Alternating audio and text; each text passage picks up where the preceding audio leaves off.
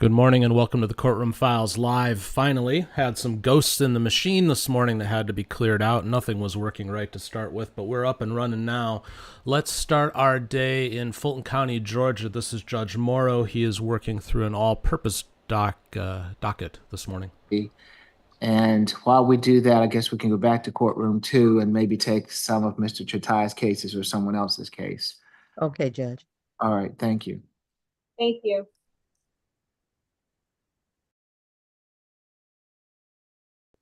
You can go to position number 8 through 10, Mr. Bishop. Mrs. Bishop. Yeah.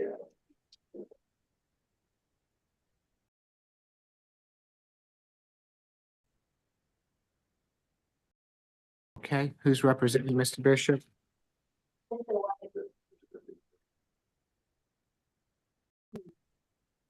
And I believe that I know Miss Bishop from last week, so good morning again, Miss Bishop. Oh, it's not you. Good morning, Mr. White. How are you today? Good, how are you?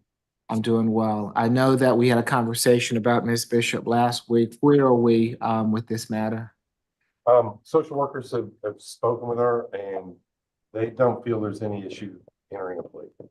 Okay, and so it will be a negotiated plea today to positions 8, 9, and 10. Is that right? That's correct. Though. Okay. Ms. Bishop, if you can raise your right hand for me, please. Do you swear or affirm the testimony you're about to give before this court be the truth, the whole truth, and nothing but the truth? Yes, sir, I am. Okay, thank you. You can place your hand down. Thank you. Ms. Falk? Yes, Your Honor. The state's recommendation on the simple battery is 12 months, served 30 days, credit for time served 3 days, from June 16th to June 18th of 2024. Balance probated, 8 weeks of anger management, no further contact with Gidget Brewery. On position 9, which is on position 9, correct, which is the willful obstruction, 12 months probation, $300 fine. On the criminal trespass, 12 months probation concurrent with count 1. Stay away from the Red Roof Inn located at 2450 Old National Parkway in College Park. And position 10, which is the simple battery, count 1, 12 months, serve 58 days, credit for time served 29 days, from February 25th, 2025 until today, balance probated, no further violent contact with Priscilla Saffel, MHET or BHET, whichever the defense chooses, and comply with any recommended medication. Count 2, the simple battery against the police officer, is going to be 12 months concurrent with count 1. Let me just see something. It looks like there is a count 3 listed, but let me make sure that that may just have been a typo. These recommendations are global recommendations and are concurrent with one another. Ms. Saffel is here in the courtroom. I know that she had expressed concerns earlier about her son's ability to take a plea. However, after you asked for the social worker to visit Miss Bishop, it was concluded that she is able to take a plea today, and so we are ready to move forward. We would, however, in accordance with Marcia's law, sound for Miss Saffel if she would like to speak, and we do ask the defense stipulate to venue, factual basis, and identification for the purposes of the plea. Okay, and position number 10, Ms. Falk, I believe that they just have them, I have a simple battery, family violence, a criminal trespass, and a simple battery against a police officer. Correct. And so count 3, for some reason, it didn't show up on my calendar, or may have gotten deleted, would be 12 months, 58 days, credit for time served 29 days, concurrent with count 1 on the count 3 of that case. Which one was that? Okay. So it shows, if Ms. Strong, if you look, it shows simple battery, family violence, criminal trespass. Those are 2 separate counts, and then the simple battery against a police officer is the 3rd count. Oh, When I pulled it up on Odyssey, it tracks with Odyssey. It just, for some reason, it got a little mixed up on the calendar. I have it, Ms. Falk, on my Senate sheet. Thank you. I appreciate it. Thank you. Okay, and thank you. Yes, Ms. Saffel, if you would like to address the court, now is your opportunity to do so. I will need for you to activate your camera for me, please, ma'am. I did the unmute. I can't activate my camera. I am really sick. Like I explained in the chat, I am really sick. I supposed to had a 11:30 appointment. At I'm. Okay, so It's Ms. like I'm Saffel, not being heard. well, It's like my Ms. rights are Saffel, being violated. Ms. It's Saffel, like, Ms. Saffel, you did this to me last time. I'm not gonna have you do this to me again this time. what are you Okay? saying? I can't You are hear you. not, What you are are you not, saying? you are not gonna talk over me as you I tried to didn't do hear you. last time, and I asked you to come on camera, and I'm happy to hear from you, and I'm happy that you're here, but you're gonna have to comply with the rules of this court. Okay? If you cannot comply, then I wish you the best. I guess you can't hear me. Can someone hear me? Because I can't I hear. can hear you. I can hear you just fine. Okay, ma'am. so like I explained in the And chat, like I said, okay, so I'm explaining to that you. I'm sick. Okay, I'm so sorry I'm that you're laying sick, down. but I'm not, we did this I'm last time. I'm not gonna handicapped, do this as again you with you. saw. If you'll Okay, mute Miss Saffel for me, and please. I need a new judge because you're not hearing me, and obviously you're.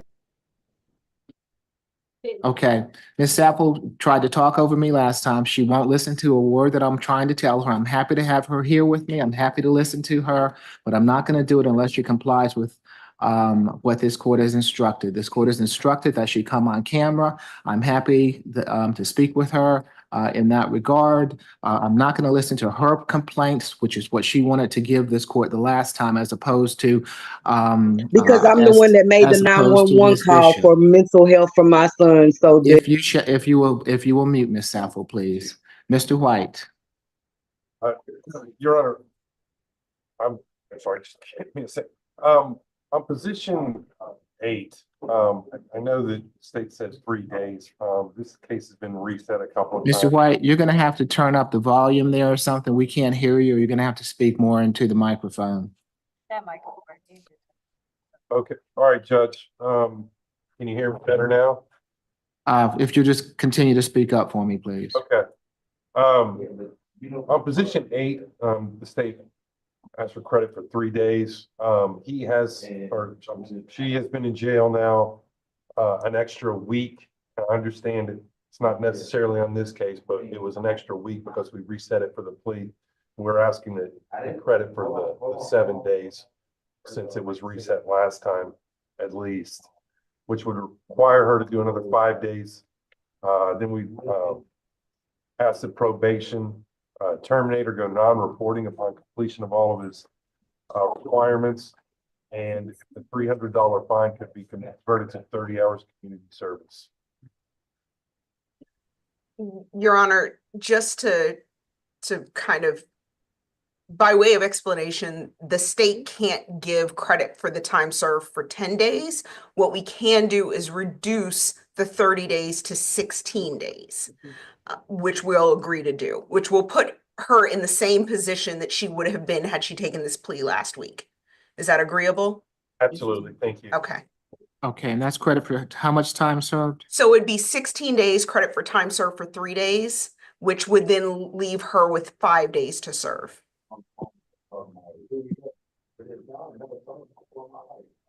Which would essentially be the same position she would have been in last week if she had taken the 30 days credit for time served 3 days, because she Okay, would have served another 7 days and that would have given her credit and she'd only have 5 days remaining.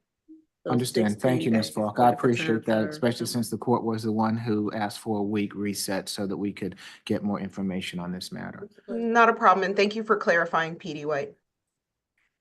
Okay, Mr. White, does she have a place to go once she gets out of custody?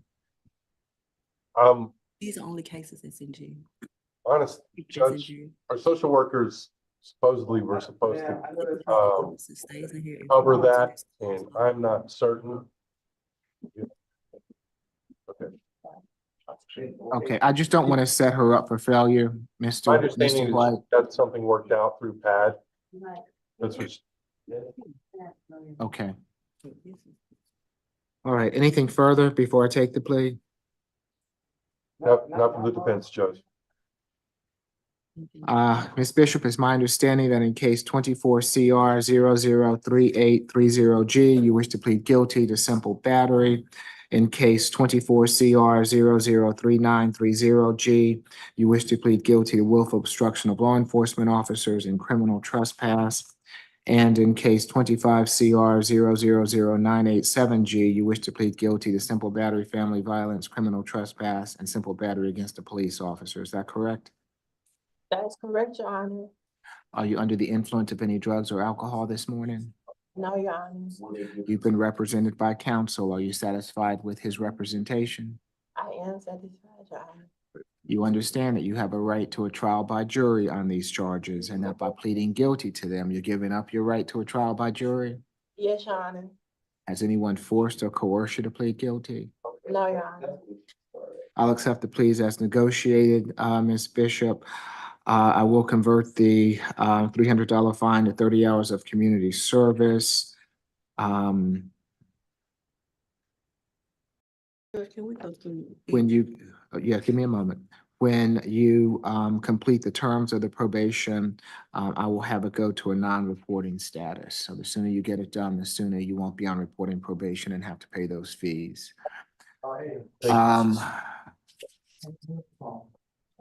And yes. Ms. Strong?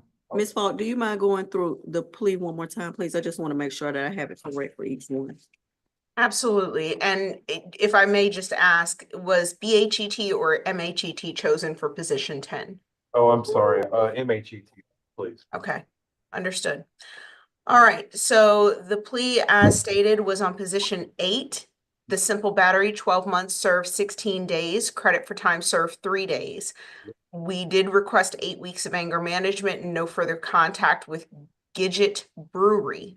On position 9, 12 months probation, $300 fine on the willful obstruction. I believe Your Honor converted that to 30 hours of community service. On count 2, the criminal trespass, 12 months concurrent with count 1, stay away from the Red Roof Inn at 2450 Old National Highway in College Park. Position number 10, the simple battery family violence, 12 months served 58 days, credit for time served 29 days, balance probated, no further violent contact with Patricia Saffel. MHET, comply with any recommended medication. Position count 2, 12 months concurrent with count 1, count 3, 12 months served 58 days, credit for time served 29 days, concurrent with count 1. Thank you. Not a problem. Real quick, again, good morning, everybody. This is the Courtroom Files Live. I am your host, Dan. It is nice to have you here. If you haven't seen our live show before, we move around a little bit generally. I've got, at the moment, 9 different courtrooms up on a monitor in front of me that I'm taking a look at, and we move around depending on what's going on. At the moment, there's a lot of quiet courts. Judge Simpson has not started his day yet. From what I hear, we may not have Judge Fleischer today, but I got an eye in his courtroom just in case he does come online. Judge Middleton has been in and out this morning, watching some other courtroom feeds. This is the Fulton County, Georgia all-purpose docket that we're watching right now, so we'll keep an eye on that for a little while longer, and if something else comes along that deserves a look, we'll cut to it. Battery family violence, count 1, 12 months served 26 days, credit for time served 13 days. That's March 9th, 2024, and then March 14th, 2025 to today. MHET, no further violent contact with Tawana Copeland and Yasmin Copeland. FVIP on count 2. That was null prost. I went and checked in Odyssey in the clerk side. It looks like that was null prost on June 5th of 2024. So we are not proceeding on that count. Position 21, the failure to appear will be null prost upon the taking of this plea. We did have an opportunity to speak with the victim in this case, Ms. Tawana Copeland. She stated she would rather the defendant participate in some sort of MHC program, but she does agree with the plea otherwise. She stated that she believes the defendant did an MHET on Monday or Tuesday this week at the jail, and she stated she will be here on Zoom. So we would like to sound for her at this time if Ms. Tawana Copeland is here. We will say if the defendant has already had an MHET, then that would, this week, then that would satisfy our requirement for one. Okay.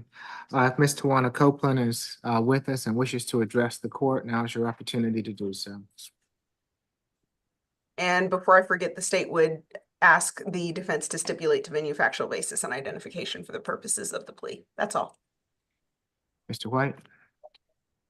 We so stipulate, we just ask to accept the plea as negotiated. We would ask that the probation go, non-reporting once he completes all of his requirements. Okay. It- Mr. Cole? Yes, Ms. Sorry, Falk. PD White, are you aware if he had an MHET already this week? I am not. This is the first time hearing of that. Okay. Okay, Mr. Copeland, it's my understanding that in case 24 CR 001112E, you wish to plead guilty to simple battery, family violence, and simple battery. Is that correct? Correct. Are you under the influence of any drugs or alcohol this morning? No. You've been represented by counsel. Are you satisfied with his representation? Yeah. You understand that you have a right to a trial by jury on these charges, and that by pleading guilty to them, you're giving up your right to a trial by jury? Yeah. Has anyone forced or coerced you to plead guilty? No. Okay. I'm gonna ask you that question again, Mr. Copeland. Has anyone forced you or coerced you to plead guilty? Are you giving this plea freely and voluntarily of your own free will? Yes. I'll accept the plea as negotiated, Mr. Copeland. When you complete the terms of the probation, I'll have it go to a non-reporting status. So the sooner you get it done, the sooner you won't be on reporting probation and have to pay those fees, okay?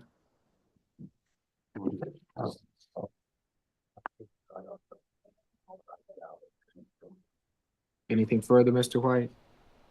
No, Your Honor. All right, good luck to you, Mr. Copeland. Thank Yeah, you. we see that now, thank you. Open cases.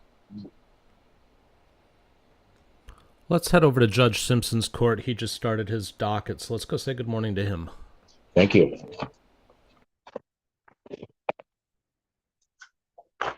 Court calls case People versus Zenyi Yu. Joseph, on behalf of the defendant, will state your name. Roll up. Thank you. Your Honor, today's the date time set for preliminary examination. At this time, people are unable to proceed as to count one, and we ask the court to remand on counts 2 and 3. No objection to this.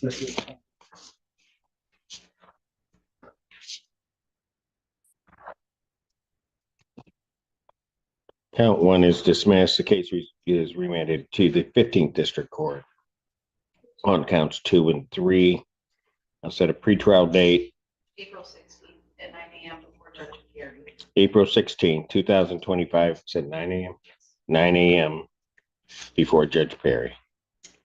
Your Honor, you've already given my client permission to go to California. I did? She returned for today's date.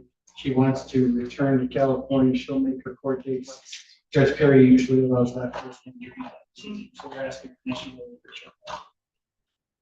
No objection from people here. All right. So she normally resides in California, is that? After this, today, Your Honor, she re-engaged with her mental health treatment, which is based in California. Okay. And that is her permanent. So what I will do is her bond will continue. Defendant may travel. And she resides in California, correct? Right. Yes. Okay. So I'm going to word it this way, that she may travel and reside in California, but must return for court dates or court proceedings. Of course, if Judge Perry allows something else. Thank you. Your Honor. All right, thank you.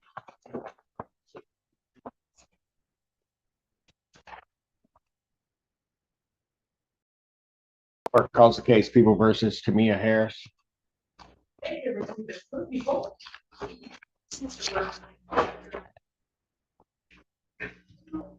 He was lurking around all morning. Next door, Bernstein, you know where he is? Okay, gotcha, appreciate it.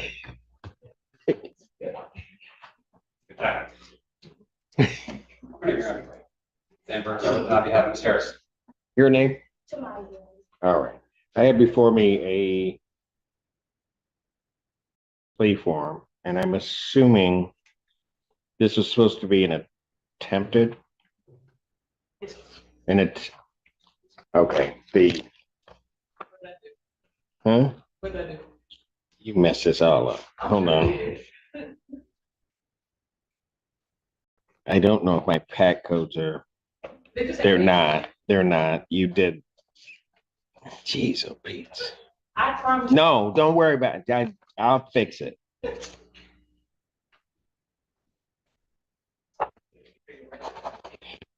All right. So I think how this is supposed to read, and now kind of does, that she's going to be pleading guilty to the charge of attempted resisting and obstructing a police officer, the 1-year offense. Upon her successful plea to that charge, count 1 would be dismissed. That's the court's full understanding of the agreement. Yes, sir.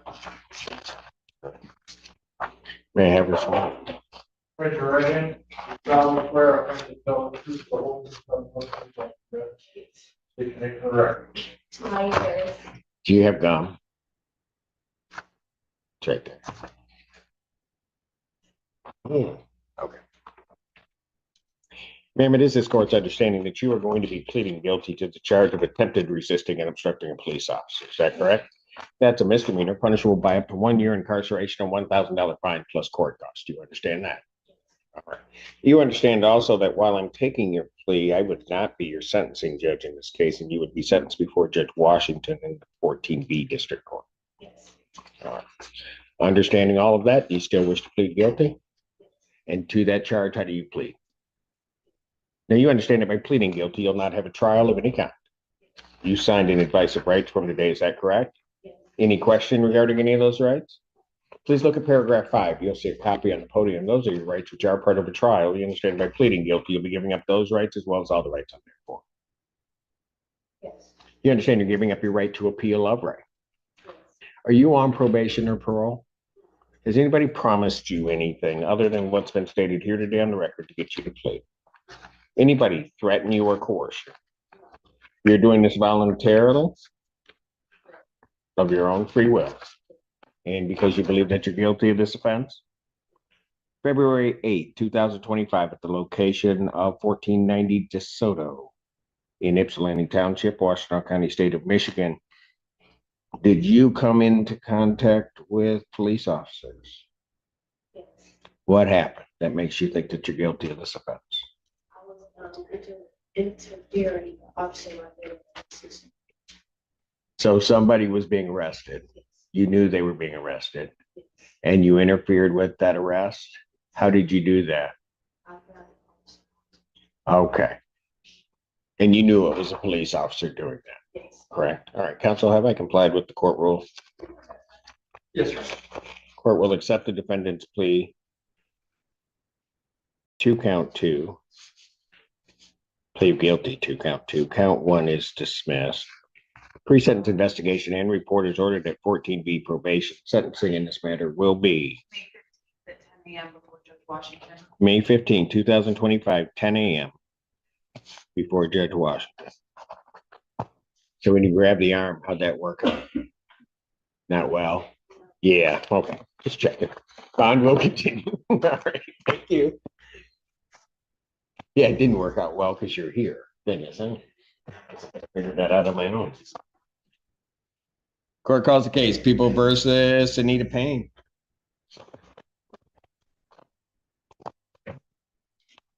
And her children's appearing on behalf of people. We're ready.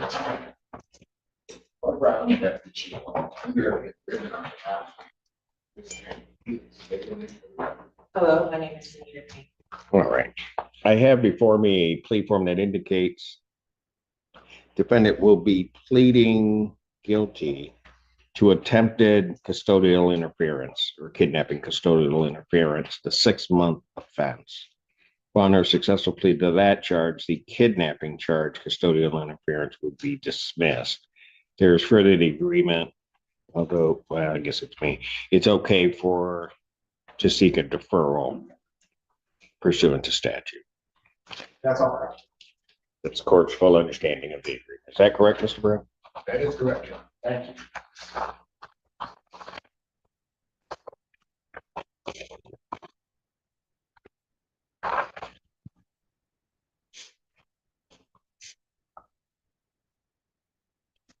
May I have her sworn? You solemnly swear or affirm to tell the truth, the whole truth, and nothing but the truth, so help you God. State that correct. My name is Cindy Payne. All right. Did you need to finish? Go ahead.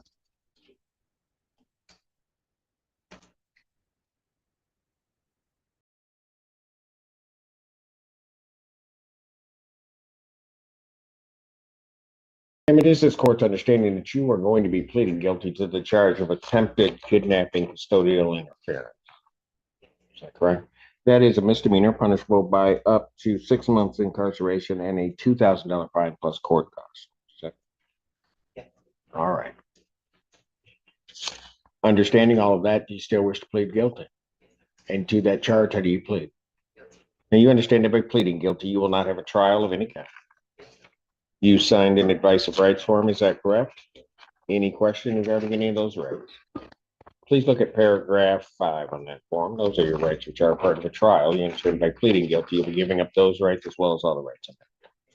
You understand you're giving up your right to appeal of right. Are you on probation or parole? Has anybody promised you anything other than what's been stated here today on the record to get you to plead? Yes, sir. Oh, no. All right, let's try that again. Has anybody promised you anything other than what's been stated here today on the record to get you to plead to this charge? Has anybody threatened you or coerced you? You're doing this voluntarily? Yes. Of your own free will? Yes, sir. And because you believe that you are indeed guilty?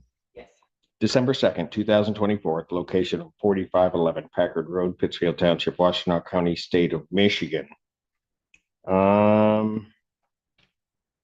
Did you have custodial possession of a child at that time? Physical possession? Yes. All right. And at the time that you had that physical possession of the child, was that child supposed to be returned to the other parent? Yes. At that time? And had a 24-hour period passed? Yes. Since, I guess I should clarify that. The child was supposed to be returned at least 24 hours prior to the time that you did. Yes. All right. And you just failed to do so. Yes. All right. Counsel, have I complied with the court rule? Would it be proper to accept this defendant's plea? Yes, Your Honor. Before I say. The court will accept the defendant's plea to count 2. Count 1 is dismissed. Pre-sentence investigation and report is ordered at 14A1 probation. Sentencing in this matter will be. This be on the TV docket. Sure, it could. I can put it wherever I want. No, what? You're saying that's where you believe it belongs? April 1st at 1 p.m. Sentencing will be April 21st, 2025, 1 p.m. And that's before me.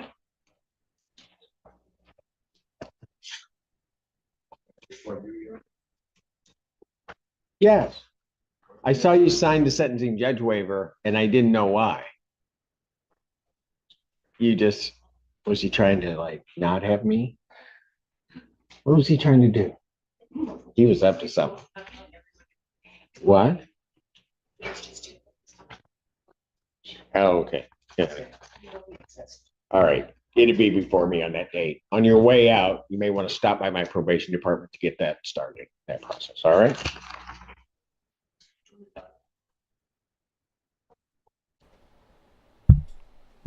Just to update you, I've got eyes on 11 different courtrooms at the moment. Judge Simpson is the best show in town at present, so we'll continue to run with him. I also have eyes on my co-host Ellie here, who is our 11-month-old kitten who's entered the studio. She loves to co-host, and she loves to try to unplug the cords that make the live feed happen, so it always adds a little spice to the proceedings. Cat's name is Ellie, E-L-E. That is short for Eliazon, which is Greek for mercy. So off she goes. Let's get back to Judge. Just like go. You got it? Finally? Ma'am, what date did he write down? The 21st at 1 p.m. Okay, good enough. All right. Thank you. Just double checking.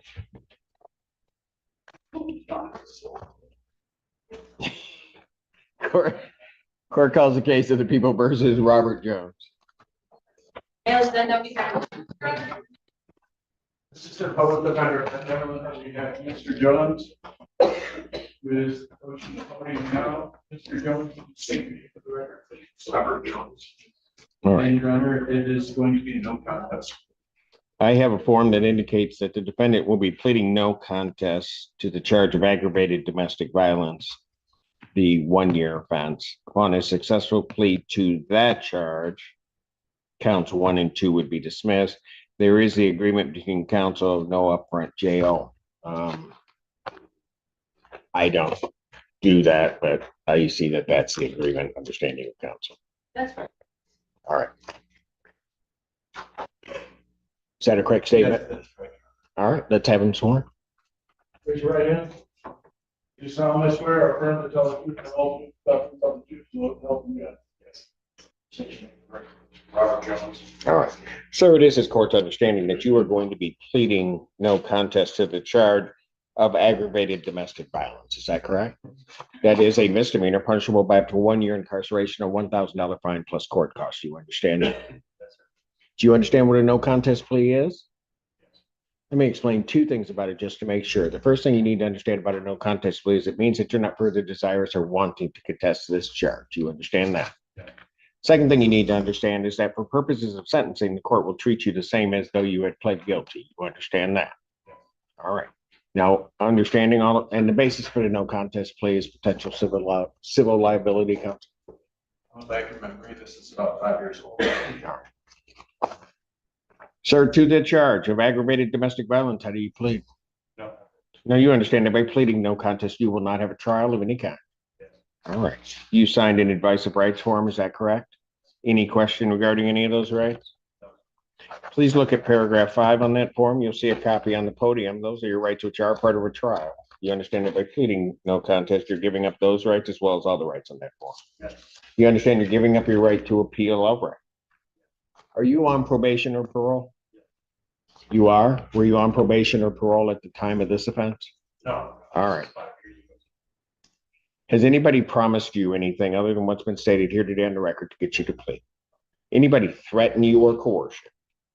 You're doing this voluntarily and of your own free will. The court has been provided and has reviewed Pittsfield Township Department of Public Safety report for their case number 24-16061. Any objection to the court having reviewed that report? Non-defense. Based upon a review of that report, the court does find that there's a sufficient factual basis in which the court could determine the defendant's guilt of this offense. Counsel, have I complied with the court rule? Defense is satisfied. Court will accept the defendant's no contest plea to count 3. Counts 1 and 2 are dismissed. Pre-sentence investigation and report is ordered at 14A1 probation. Sentencing in this matter will be, it's a DB. April 21st at 1 p.m. April 21st, 2025, 1 p.m. That is before me. Bond will continue. Thank you. Thank you. Sir, you may want to stop down at the probation department down the hallway and just check in and get it started. Okay, thank you. Court does call the case of People versus Cody Tournier. Males, then on behalf of the people.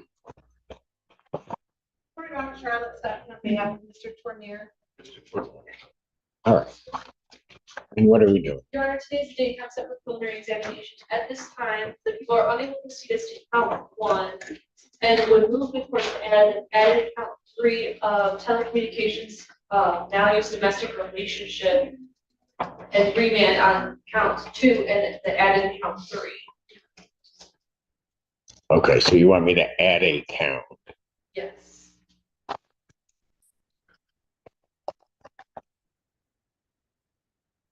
Okay.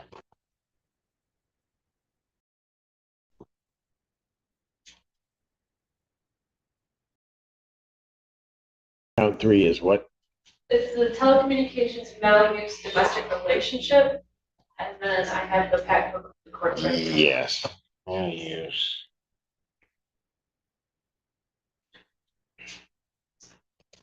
Yes, PAC code.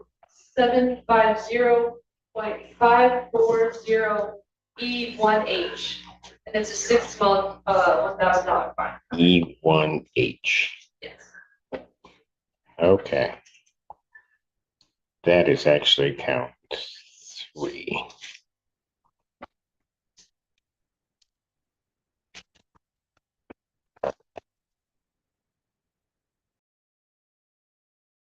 And Counselor, you waive presentation of the complaint on that charge. Yes, we do. We have no objection to the dismissal. All right. And your client enters a not guilty plea to count 3. Yes, Your Honor. All right, very good. I'll enter that not guilty plea to that charge. There being no further further reading of that. Count 1 is dismissed. Set this for pretrial. April 10th at 2 p.m. before Judge Fleischer. April 10th, 2025. What time? 2 p.m. April 10th, 2 p.m. And that's before Judge Fleischer. Your Honor, I'm not available at that time. I have a preliminary examination in Oakland County at 2 o'clock. Is there another day? Let me see if we have one. You may have to deal with Judge Fleischer's staff. We don't have another pretrial. I'm just checking it. I'm thinking it's going to be a DV. That was a DV date you did, correct? Okay. Let's see if we got one. The next one would be the 24th at 10 a.m. Oh, that work for you? It does not. Okay. Why don't I do this? Why don't I give you, so there's at least some additional time, the 24th at what time? 10? 10 a.m. At 10 a.m. before Judge Fleischer. I'll let you then, that'll give you time to contact them. I appreciate that, Your Honor. Thank you. All right. Bond will continue. Thank you.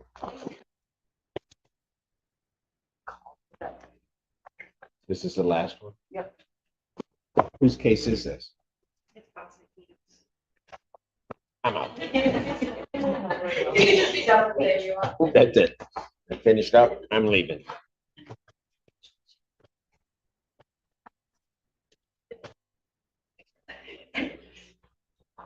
What are we doing on this? Why is she? Good morning. Are you Josh Lavelle? Why is she here? And Mr. Parker, will Why your is she client here waive and the sitting formal over reading of there the like a little chameleon trying to blend in with the background? The Russian? Oh, yeah. No, Russian. I can't call her chameleon. Okay. I'm sorry. Court has called the cases of the people versus Elroy Love. All 3 cases. Your Honor. Christina Constantino appearing on behalf of Mr. Love. Mr. Love, can you please state your name for the record? Elroy Marlowe. All right. What are we doing? And Your Honor, today is the date time set for preliminary examination. At this time, all of these numbers, internet stuff, I can't pull up the file numbers. Do you need assistance? Yes, you're gonna pull them up. Your internet now? They're sending somebody over. So hold it. Why is his working? My laptop is current. That's why. Why'd they give her the cheap stuff? My microphone doesn't. Okay, so it's just a patchwork of stuff. Okay. Oh, yeah.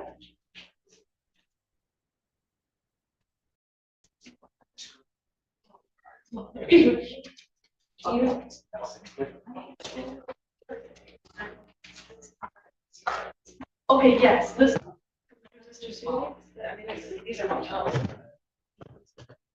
Okay, Your Honor, SDK 23FB 1460, the people are unable to proceed as to count 1, would ask that counts 2, 3, 4 be remanded to district court. And then,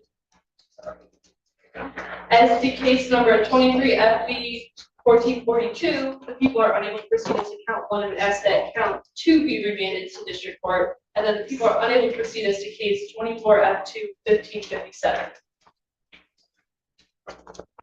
Okay.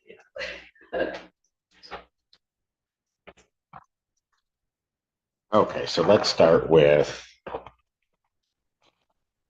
in case the ending in 1557, people being unable to proceed. Counsel, you're moving to dismiss. Yes, Judge, we would be moving for dismissal. People being unable to proceed in that case, this case is dismissed on defendant's motion without prejudice. So, then on the case ending in 1442, count 1 is dismissed. The defendant continues his not guilty plea as to count 2. I will set a pretrial in that matter to DV. Yeah, April 21st. April 21st, 2025, 10 a.m. Yes. 10 a.m. before Judge Washington. And in that matter, his bond would continue. And then in the case ending in 1460, count 1 is dismissed.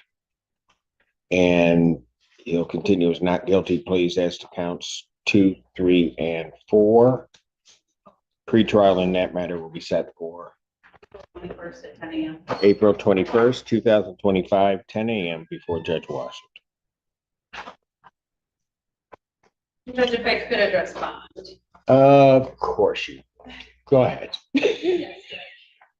So given that there were several felonies that were dismissed, especially in regards to case number ending in 1442, Mr. Love now faces a 93-day misdemeanor. He has been incarcerated since, I believe, February 14th, Valentine's Day, which is very fitting considering his last name is Love.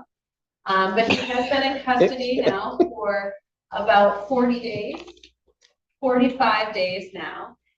So given that he served about 45 days on a 93-day misdemeanor, we'd ask the court to consider a personal bond. And I'd ask the court to consider a personal bond on the other case as well. He is 31 years old.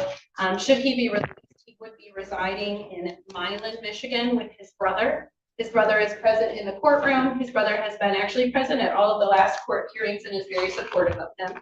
He does have employment lined up at Best Games.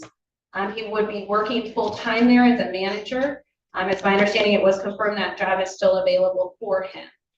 He has 2 children. He has a high school diploma. He's very much involved in nonprofit work, working with churches and helping do advertisements for the churches. He also has a connection to potentially secure alternative employment at Milan Metals as well. So we would ask the court to consider personal bonds on these matters. And we'd suggest any risk to the public or flight could be accomplished via a tether. Respond to the people. No, I'll leave it to the discretion of the court. We would ask for the tether. And you do understand, sir, that there is a no contact with Ms. Nobles? Yes, Your Honor. All right. Set his bond in each of these cases, $5,000 personal recognizance bond. I will also indicate that the defendant is to be placed on a GPS tether location tracking. Thank you very much, Judge. All right, thank you.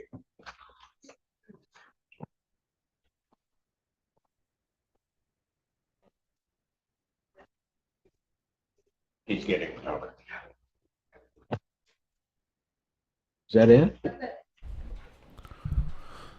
Okie dokie, now that we've had some love, quote unquote, with Judge Simpson's courtroom, let's go over to Judge Raquel Welch, where she has some in-custody contestants appearing before her this morning.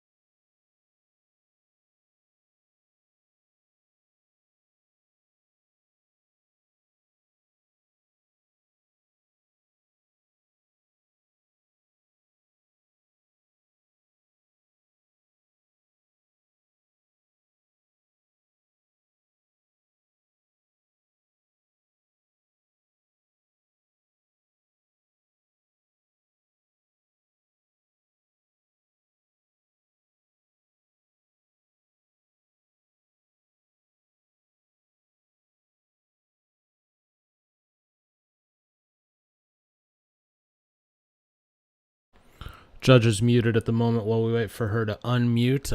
Again, welcome to the Courtroom Files Live. If you joined us late, it's nice to have you here. The live show is a new thing we do here at the Courtroom Files. We're in week 3, I think, of it. Do me a favor, if you haven't already, consider smashing the like button. The YouTube algorithm loves us for our shorts. It loves us for our long content. We just started this channel in October, and we're already creeping up on 14,000 subs, and we've got an incredibly vibrant community in the comments. So we're growing, and we love it, and we're having fun, and we hope you are too. But the live show is new, and it's something completely different, and the algorithm definitely needs its time to figure us out. So if you could give us that little bit of love to get us going, that would be helpful. All right, let's cut back to Judge Welch and see if she's unmuted.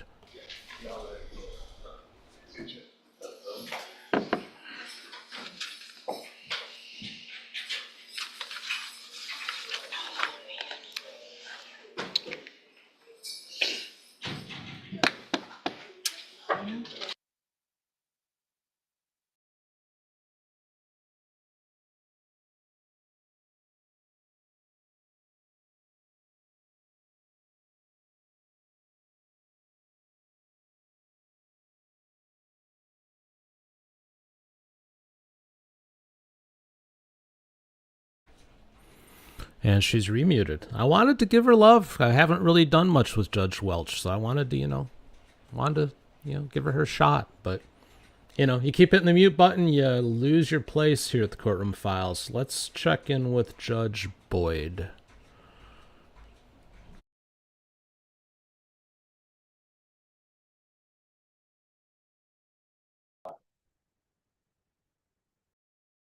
All right. Just give me a moment and I'll tell you all what is happening.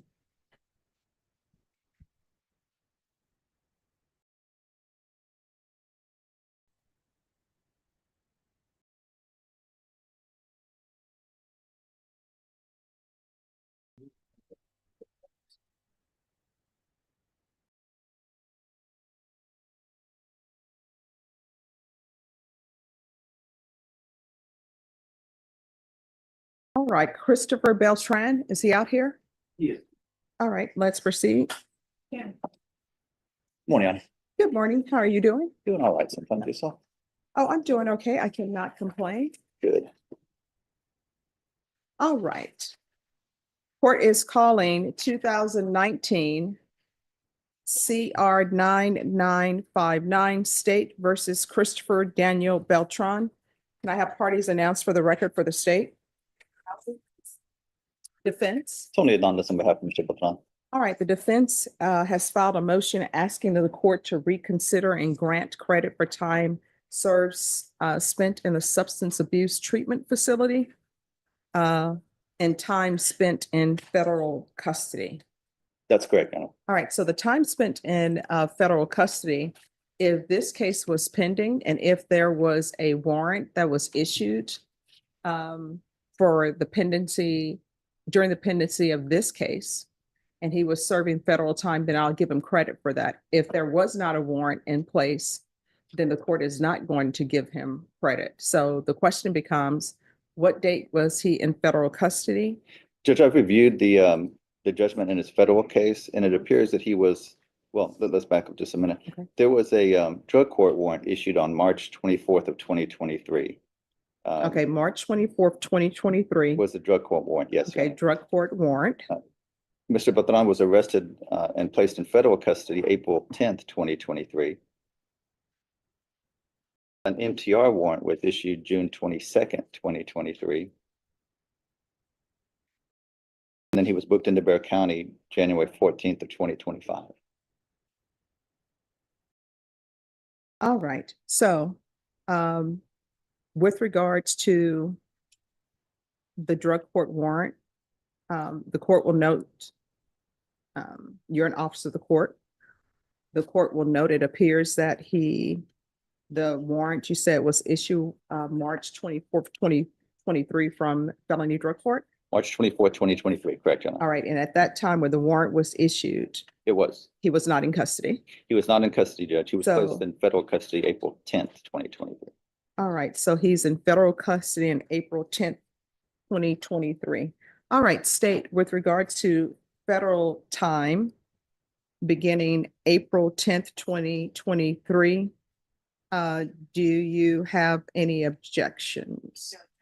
All right, and so when he had federal custody on April 10th, 2023, was a bond ever made on this case? No, Your Honor. Okay. All right, then the court is going to find that he's entitled to time beginning April 10th, 2023. All right, then the next. Thank you, is- Judge. All right. So anything else with regards to federal custody time? No, Your Honor. All right, then the next issue is you're requesting credit for time spent in a treatment substance facility. Is that correct? That's correct, Your Honor. All right. So this, it really determines on what successful completion means in the facility, because it's the court's understanding from hearing this case previously. Did he abscond from the halfway house? He did, I believe, Your Honor. All right. So then the question becomes, and it doesn't appear that the law is clear. What is successful completion? What does facility mean? Is the halfway house a part of their facility? Because it would appear to the court that when you're in the treatment facility, they send you to facilities that they have jurisdiction over as far as their program is concerned. So it would seem to the court that the halfway house is a part of the facility. And Your Honor, if I may. Yes. 4203, Section 2A2 states that in all criminal cases, the judge of the court in which the defendant is convicted shall give the defendant credit on the defendant's sentence for the time that the defendant spent in a substance abuse treatment facility operated by the Texas Department of Criminal Justice under 493009 Government Code, or another court-ordered residential program or facility as a condition of deferred adjudication community supervision if the defendant successfully completes the treatment program. And then it says at that facility, Judge. The facility that he was sentenced to was a safety facility, which is part of the Texas Department of Criminal Justice. He spent 2 trips over there. He went from July 1st, 2020 to December 29th, 2020, and he successfully completed the treatment program, the safety treatment program at that facility. He again went on August 19th, 2021 through January 27th, 2022 to the Safe P facility, which is again part of the Texas Department of Criminal Justice system. And he completed that program at that facility. The statute doesn't address any residential treatment facility because residential treatment facilities or aftercare treatment programs, and I think they refer to it as let me see.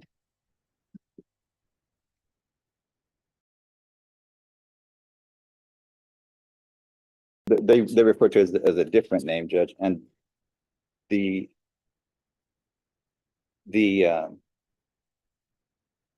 importance of that, Your Honor, is that those aftercare treatment facilities may or may not be part of the TDC system, whereas safety is absolutely part of the TDC system. So when the statute addresses residential treatment under the government code and under the guidance Charged of with the Texas operating Department while of Criminal Justice, intoxicated. and then when it says at that facility, Judge, we would argue that it means the residential treatment facility that is actually safety, that is actually run by TDCJ. All right. So do we know if the aftercare facility is under their umbrella or not? We do not, Judge. All right, state. The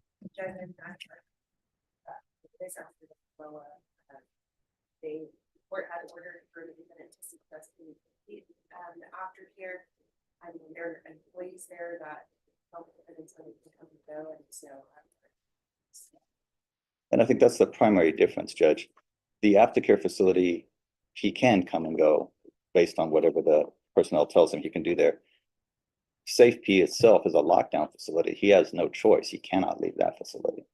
And I think that is one of the reasons why he should be given credit for that particular program. And I think that's the differentiation between the two programs.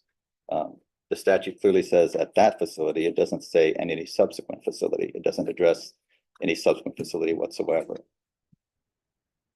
All right, anything else? No, Your Honor.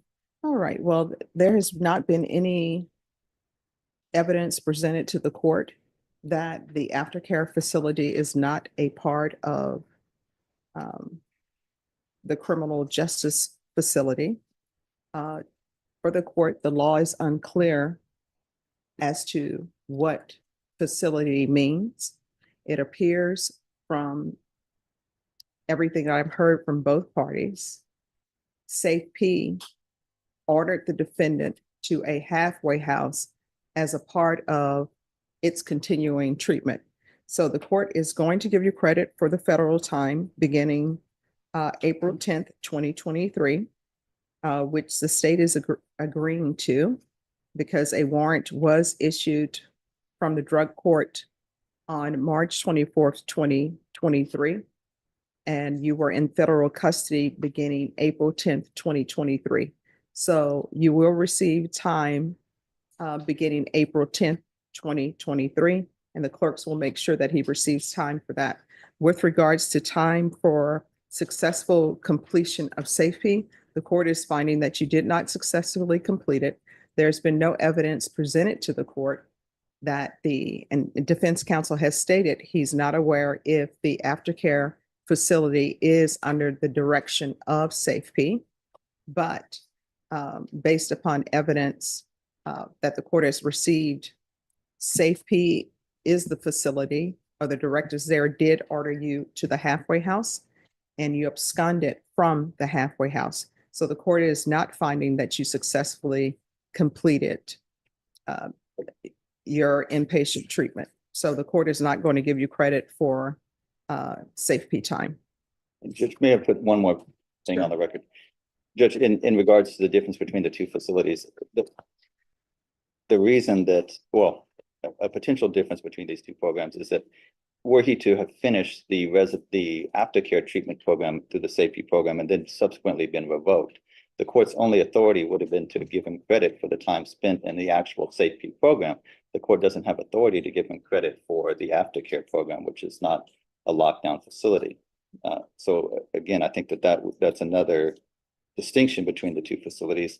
And when the statute says at that facility, that's the only argument would be that the only facility that the statute can be speaking about is the actual TDC program, the SafeP program, and not the aftercare, as the court doesn't have authority to give aftercare credit. All right. All right. Is there anything else? No, yeah. All right. Thank you. Right. Thank you, Judge. Maybe be excused. Yes, but if you want to make sure that the clerks have the correct time I for will. him for the federal custody. I will. All right. Thank you. Thank you. You're welcome.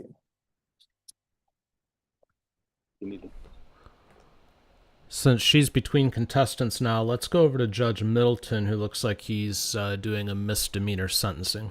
Judge Pattison took your plea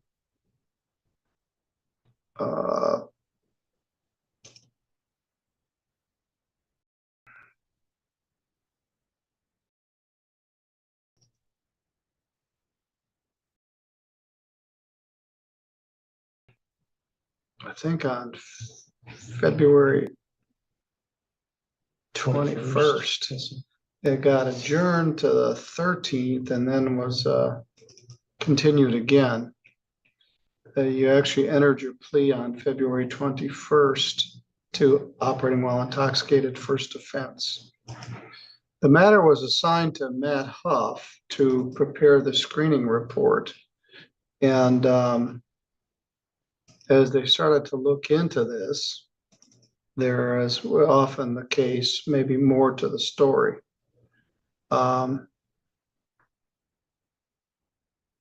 You have a recent impaired driving charge from Cass County. And so we were considering this as a potential sobriety court case. It was charged as first offense, pled as first offense, but after that, they learned that you have a conviction from 2024.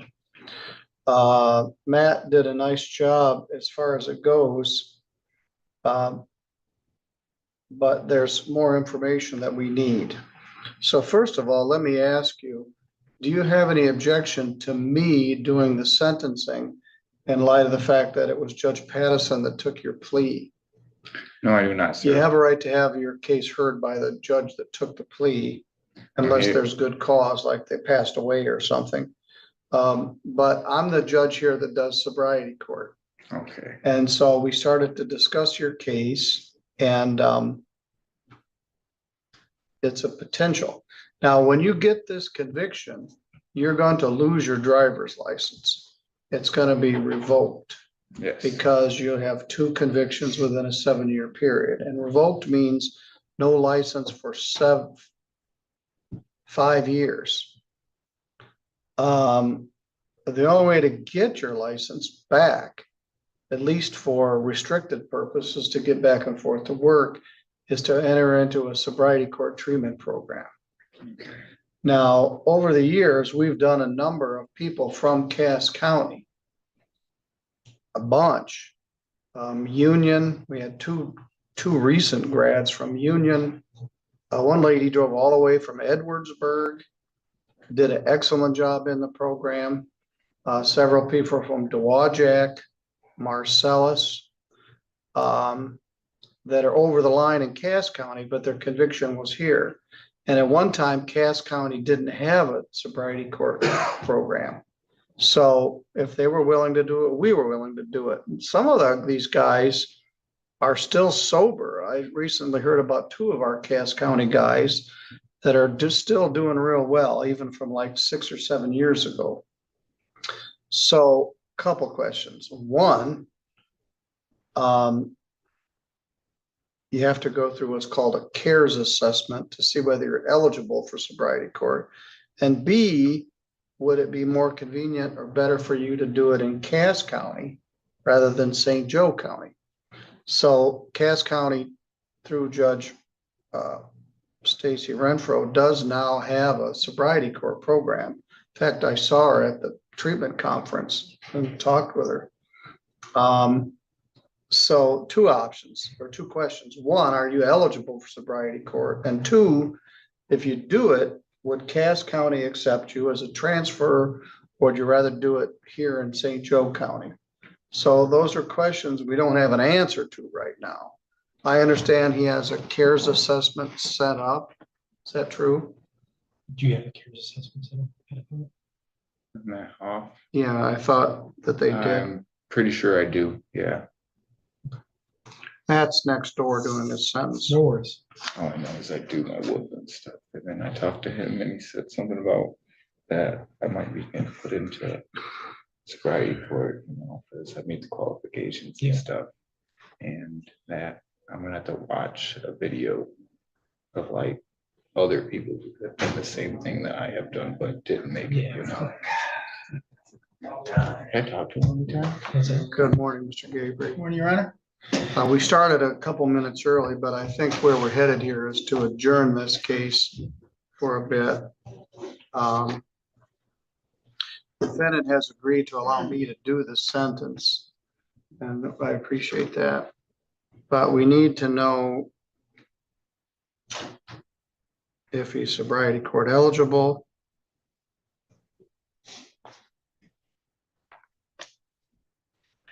And if Cass County will accept a transfer.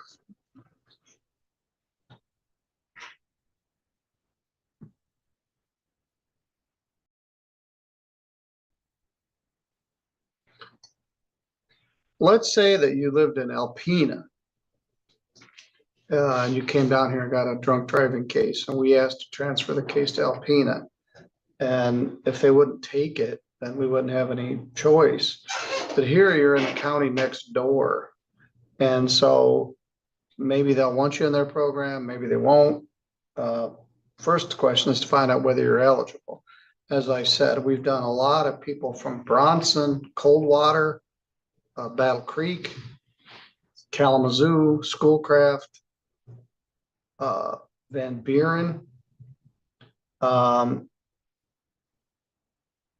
lady was from Spring Lake in Ottawa County, and she wanted to do it here, and she did.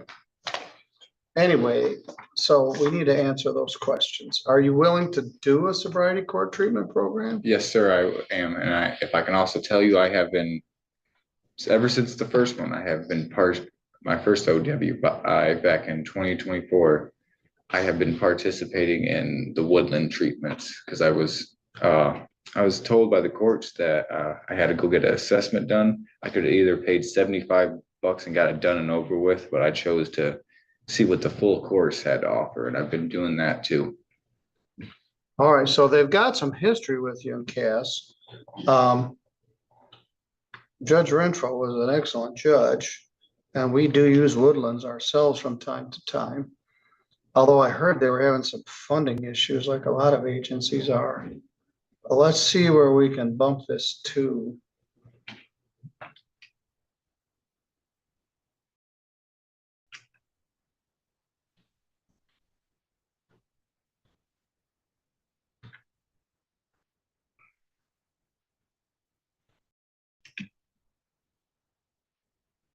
I'm looking at Wednesday, April 9th. Is that enough time, Matt? I worry that, I know on behalf of our courts, we can take care of what we need to in that timeline. However, Cass County, I just don't know what timeline they operate on. All right. How about, oh boy.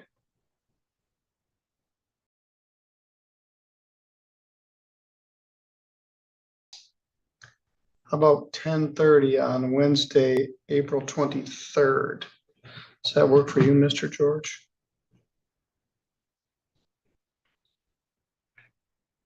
That should, Your Honor.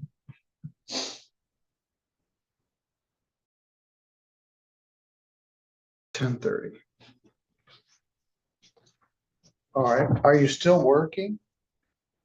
Me? Yeah. No, Your Honor, because I wrecked the only vehicle we had.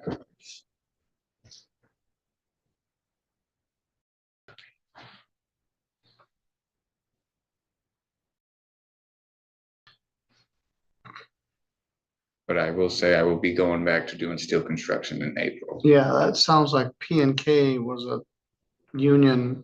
T&K, yeah, we work for, we do buildings for Jim Ware and Sturgis. Okay.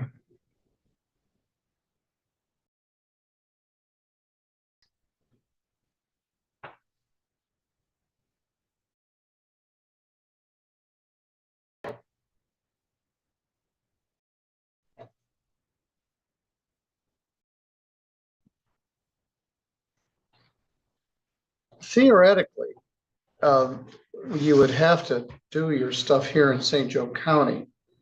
Now, one of the big difficulties for people in treatment court is to get to the testing site. It's a long way from Dowagiac to the day reporting center in Three Rivers. So testing could be set up in another jurisdiction. Your problem is you're on the road working on different projects at different locations, but there's a testing component. And one issue, it may be difficult for you to test if you're working on a job in Battle Creek. Yeah. To get there to test. The sessions, as long as you're in compliance with our guidelines, can be done by Zoom. So we have guys Zoom in from the conference room at work or the parking lot at the end of the day. Exactly. So we meet at 2:30. So that's an issue for employment. We have a very good group run by Spencer Price. That is by Zoom. And then you could do support group like AA or Celebrate where you live. So there are some logistical issues, and it may be just logistically easier for you to do it in Cass County, but we'll see. All right, here's a notice. We'll take another shot at this. He did waive, if I didn't mention, I think I did, with a right for me to do this sentence. Thank you, sir. Mr. Huff, do you need to see him? I'm gonna chat with him real quick, just to make sure we're all on the same page. All right, thank you. That's all I had for sentences this morning. Thank you. You know, it's always interesting to listen to this discussion of sobriety courts. One of my favorites to actually watch is Judge Meineke over in Royal Oak on the other side of Michigan. He's actually in a sobriety court session right now, and he streams it. I'd show it in this live show, except the one downside is that the audio out of that proceeding is always really rough because most of the people are just out in the court gallery and they're speaking with them and the voices are very muffled. But if you're interested in sobriety court and you haven't checked his out before, he usually does it on Tuesdays. So, you know, give it a look at some point if you're interested. You just have to be patient with the audio, but it's interesting to listen to. Let's fire up Judge Boyd here now and see. I think she's going to maybe do a sentencing. Let's find out. Before CR 011483, State versus Angel Placencia. Can I have parties announced? Joseph Dateson for defendant. And are you Mr. Placencia? Yes, ma'am. All right, counsel, have you received all discovery? Did you review it with your client? Yes, Your Honor. Court will find that the state is in compliance with discovery. Mr. Placencia, did you review the document entitled Application for Deferred Adjudication or Community Supervision with your attorney? Yes, Your Honor. Did you understand it and sign it? Yes, Your Honor. Did you review the true bill of indictment with your attorney? Yes. Did you understand it? Yes. Counsel, do you waive the reading of the indictment? Yes, Your Honor. State, are you proceeding on the indictment as presented?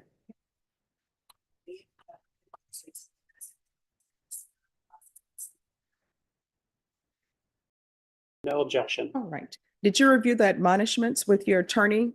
Yes. Did you understand it and sign it in all the appropriate places? Yes, ma'am. All right. Did you understand the state is proceeding on the lesser included offense of unlawfully carrying of a weapon as a Class A misdemeanor? The range of punishment is up to a $4,000 fine and up to 1 year in the Bexar County Jail. If you have a plea bargain agreement with the state, the court does not have to follow your plea. If for any reason the court does not follow your plea and gives you more than you bargained for, the fact that you entered a plea will not be used against you and you will be allowed to withdraw your plea. Did you understand? Yes, sir. You have a right to jury trial, a right for you or your attorney to cross-examine and confront any witnesses the state will call, and the right to remain silent. Did you understand by entering this plea, you were giving up those rights? Yes, Your Honor. And did you intend to give up those rights and enter into a plea in this case? Yes. Did you understand if the court were to grant your application for deferred adjudication, if for any reason your deferred adjudication were revoked, the court could find you guilty and sentence you up to a $4,000 fine and 1 year in the Bexar County Jail? Counsel, has your client been able to provide you with any defenses? Yes, Your Honor. Do you believe he has a rational as well as a factual understanding of the charges against him? Yes, Your Honor. Do you believe he's currently competent and was legally sane at the time of the offense? Yes, Your Honor. Mr. Placencia, has anyone threatened you, coerced you, or placed you in fear to get you to enter this plea? No, Your Honor. Anyone promised you anything other than the plea? No. Are you satisfied with the way you've been represented? Yes, ma'am. Are you a U.S. citizen? Yes, ma'am. Court will find that defendant has knowingly and voluntarily waived his right to jury trial. Did you review the plea bargain page with your attorney? Did you understand it? Yes, ma'am. According to the plea, the state is proceeding on the lesser included offense of unlawfully carrying of a weapon. They're requesting an $800 fine and recommending deferred adjudication. Did you understand that to be the plea? Yes, Your Honor. Defense? Yes, Your Honor. State? Yes, Your Honor. Did you review the waiver of appeal paragraph with your attorney? Did you understand it and sign it in both places? Yes, ma'am. Did you understand by signing that you're waiving your right to appeal? The only items that can be appealed are written pretrial motions that have been filed, heard, and ruled upon by the court. Did you understand? Yes, ma'am. Counsel, have there been any such motions? No, Your Honor. Outside the agreement, the state is recommending that your deferred adjudication be for a term of 2 years. There be a TAP evaluation, community service restitution hours, no contact with SAISD properties, and there is to be no possession of firearm. Did you understand? Yes, ma'am. Did you understand those are recommendations from the state and the court does not have to follow those recommendations? Yes, Your Honor. Then to the lesser included offense, how do you plead? Guilty, not guilty, or no contest? No. State any evidence? No objection. All right, state, you may be excused. Did you review the waiver and stipulations with your attorney? Did you understand it and sign it in all the appropriate places? Yes, ma'am.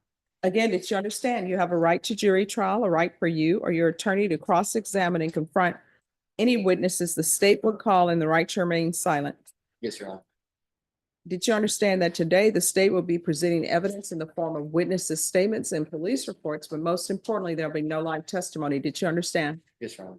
Court will find that defendant has knowingly and voluntarily waived and consented to stipulation of testimony and stipulations. Court will accept into evidence states exhibits 1 and attachments and review the same.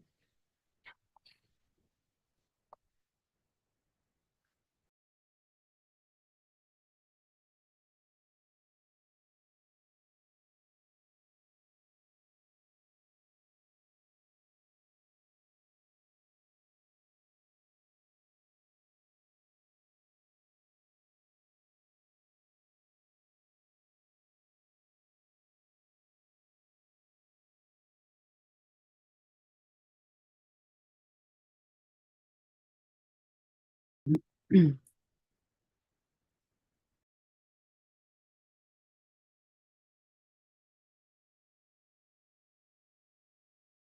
right, after reviewing states exhibits 1 and attachments, the court will find there's sufficient evidence to find you guilty. Court will defer finding of guilt as you've applied for deferred adjudication. Are we proceeding with sentencing? Yes, Your Honor, if I may add something. Yes. My client resides with his mother. And he has accepted a job in Wilson County. He's going to be moving to Wilson County. He's asking for probation to be transferred to Wilson County with your permission. All right, how old are you? 18. All right, did you graduate from high school? Yes, ma'am. All right, why did you do something so silly? I was just being stupid. But why? Poor decisions. Well, but of all the things that you could do, one, why are you posing with a weapon? Why do people think that's cool? I feel like I just see everybody else think it's cool, and I'm very stubborn. I could get really hard-headed sometimes. Mhm. And I try to fit in with the crowd. And really, I wasn't raised that way. My mother raised me on different principles, and my father raised me on different principles. And with time, I feel like I eventually did learn that that's not the way I was raised at all. Yeah, I don't know why people want to follow people or fit into a group. Sometimes it's great not to fit in a group. Yeah. What's the saying, in a world where you can be anything, be a unicorn? Yeah. So stand out. Then people will remember you, but not for the wrong reasons. So what are you planning on doing with the rest of your life as far as employment?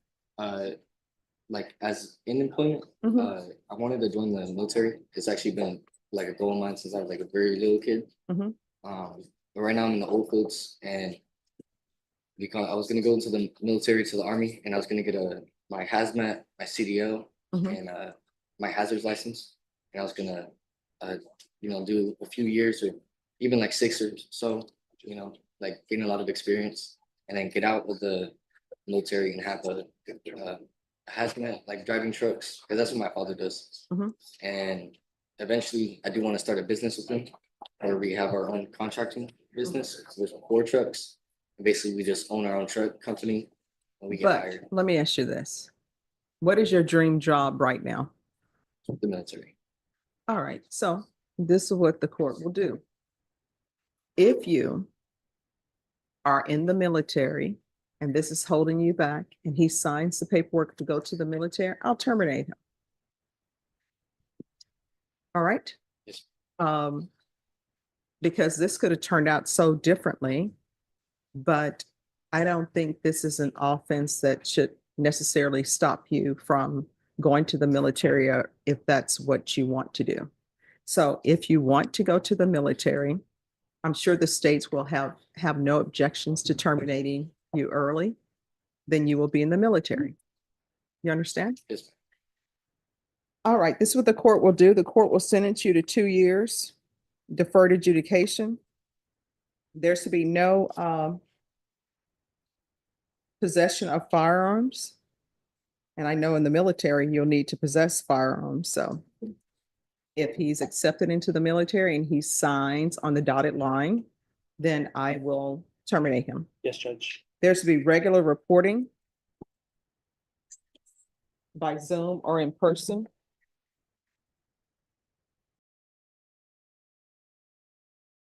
There's to be regular random UAs. If you're drug tested today, what are the results going to be? Negative.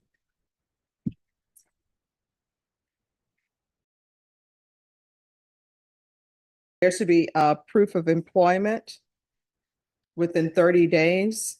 No employment as a home health care provider or with minors. There's to be 80 hours of community service restitution. If you obtained a CDL or some type of higher level education or a trade school certification, the court will deem this community service hours satisfied. There's to be no contact with SAISD properties. So that means school activities, you're not allowed to go. However, do you have any siblings? Yes, ma'am. All right, if you have a sibling who's in school and I don't know, they're having a track meet or there's some event or graduation at the school, just let me know. Yes, Judge. There'll be a transfer to Wilson County. There's an $800 fine and that will be probated. And Miss Abrams, I'm gonna order a gun safety course for him. Probation, is there anything else that he needs? No, Judge. Is there anything else that you need from the court to be successful? I'm sorry? Oh, no. Right. Your Honor, I had asked him to take a gun safety class prior to the plea. He actually did finish it. Would he be given credit for that certificate of completion for the class? Yes, as long as it was completed after this incident. Yes, it was completed within the last 2 weeks. Yes. All right, yes. Thank you, Judge. All right, did you review the document entitled Trial Court Certification of Defendant's Rights to Appeal with your attorney? Did you understand it and sign it? Yes, ma'am. Because this is a plea bargain agreement, because I followed your plea bargain agreement, and because you waive your right to appeal, you do not have the court's permission to appeal. Do you understand? Yes, ma'am. All right, we can go off the record. You're young. Here's the thing. Everything that you do in life, before you do it, you know what you need to ask yourself. What's the downsides to my doing this? Is this something that's going to impact me? And by all means, do not put anything in writing that you do not want the entire world to read, because the entire world may read it, or your mom may read it, or your dad may read it. And if it helps you or you're confused, should I do something or should I not? Just think about your mom and dad and think, am I doing something to make them proud of me? You understand? And if the answer is no, don't do it. And if you still have questions, pick up the phone, call your mom and dad for advice. You understand? All right, good luck to you. If you need anything, you can always come back to court and let me know. And I'm serious, if he signs up for the Yes, Judge. military, then I will terminate him early. I was already in the process too. Like I've been currently going to the recruiting office. Okay. And I do have a recruiter that I talk to. Well, I tell you what, if you're serious about it, and I'm not pushing you either way, but if that's something that you want to do, if they have a concern about this offense, you can let them know that I've already spoke to the judge and the judge said that she will terminate me early if you all are accepting me. Okay. Thank you, Judge. All right, you're welcome. Have a good day. And thanks for dressing appropriately for court. Yes.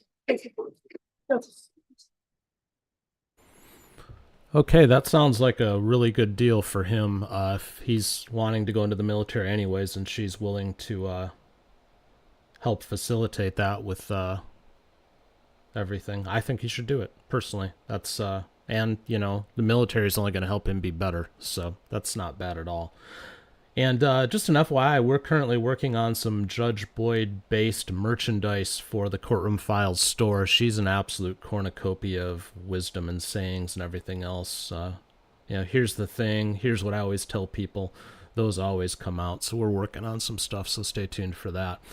All right, I have spent the last 20 minutes or so getting Judge Raquel West to convince me that if I cut to her, she's not going to hit the mute button again. So let's give her another try.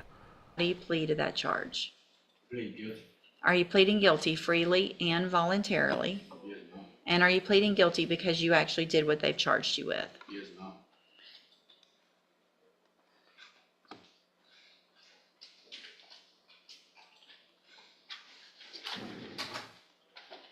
In cause number 25 DCCR 0113, you're charged with a second-degree felony offense of engaging in organized criminal activity from January 10th of 2025. And how do you plead in that case? I plead guilty. Are you pleading guilty, again, freely and voluntarily? Yes, ma'am. And are you pleading guilty because you did what they charged you with? Yes, ma'am. In both of these cases, I have here on the computer some documents that have your signature on them that the state's marked as exhibit number 1. Before you signed these, did you go over them with Ms. Holmes? Yes, ma'am. Do you fully understand them? Yes, ma'am. And do you understand, if I follow the agreements that you've made with the district attorney, that you will be waiving or giving up any right to appeal? Yes, ma'am. So if I follow the agreements, you can't change your mind later. Do you understand? Yes, ma'am. And it looks like the agreements that you've reached in each case are for 10-year deferred adjudicated probations. Are there fines? She didn't indicate. Okay, that can be left up to me at the sentencing hearing, which means you would be on probation for 10 years and required to follow all of the rules and conditions of probation. Is that your understanding? Yes, ma'am. Do you also understand, if you're not a U.S. citizen, that a plea of guilty or no contest may result in your deportation, exclusion from admission to the country, or denial of naturalization under federal law? Yes, ma'am. State tenders number 1 in each case. No objection. It's admitted in each case. Is there any evidence that Mr. Bushnell is not competent? No, Your Honor. All right, sir, I'm going to find that you entered your pleas of guilty in each of your cases freely and voluntarily. Find that you're mentally competent and you understand the nature and the consequences of your pleas. Find sufficient evidence in each case to find you guilty. However, I'm going to reset your cases so that the probation department can do a pre-sentence report, find out more about you, your cases, and then we'll come back at a later date for sentencing.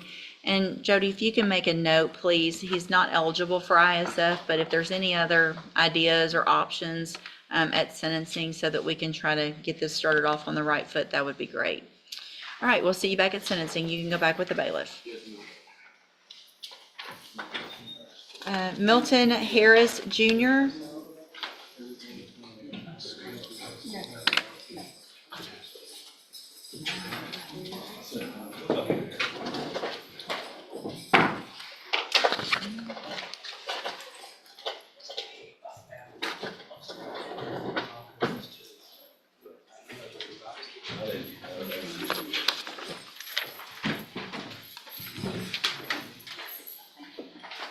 Good morning. Are you Milton Harris Jr.? Yes, ma'am. And Ms. Holmes, will your client waive the formal reading of the indictment? It will.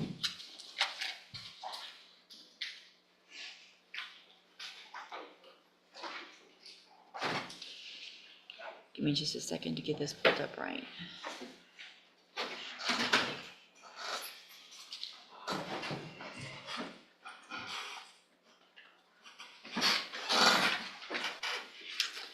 Mr. Harrison, cause number 25 DCCR 0042, you're charged with the state jail felony offense of theft of property with previous convictions, and that's from July 12th of 2024.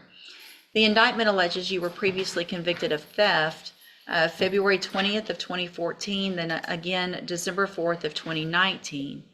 And then the indictment further alleges that you were convicted of unauthorized use of a motor vehicle, a state jail felony, November 22nd of 2019. And after that was final, you were convicted of evading arrest or detention, state jail felony, September 16th of 2022 in 2 cases of that same offense on that date. And how do you plead to the charge of theft of property? Guilty. And are those prior offenses all true? Yes, ma'am. Did you enter your plea of guilty and true freely and voluntarily? Yes, ma'am. And because you actually did what they've charged you with? Yes, ma'am. I have here on the computer some documents that have your signature on them that the state has marked as exhibit number 1. Before you signed these, did you go over them with Ms. Holmes? Yes, ma'am. Do you fully understand them? Yes, ma'am. And do you understand, if I follow the agreement that you've made with the district attorney, that you will be waiving or giving up any right to appeal? Yes, ma'am. Also, do you understand, if you're not a U.S. citizen, that a plea of guilty or no contest may result in your deportation, exclusion from admission to the country, or denial of naturalization under federal law? Yes, ma'am. State tenders number 1. No objection. It's admitted. Is there any evidence that Mr. Harris is not competent? No, Your Honor. All right, sir, I'm going to find that you entered your plea of guilty and true freely and voluntarily. Find that you're mentally competent and you understand the nature and the consequences of that plea. find those prior offenses true, find sufficient evidence to find you guilty, and at this time find you guilty of theft of property, sentence you in accordance with your agreement to a term of 5 years in the institutional division of the Texas Department of Corrections. You will receive credit on that sentence for any time that you've been in custody that the law gives you the right to receive. I am handing you the trial court certification that shows this was an agreement that I followed, so you have waived your right to appeal. I've also handed you a written admonishment regarding your ineligibility to possess a firearm or ammunition. Because of the judgment entered against you, you're ineligible under Texas law to possess a firearm or ammunition.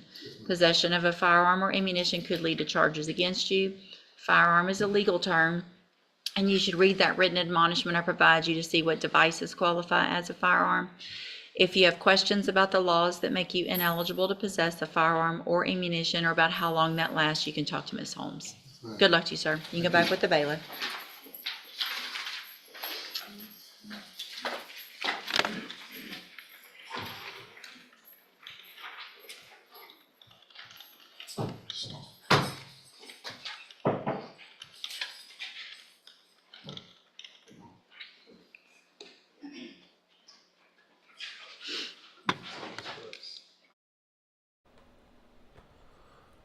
Okay, Springwell, a little while ago in the chat, you inquired about Judge McNally. Well, here you go.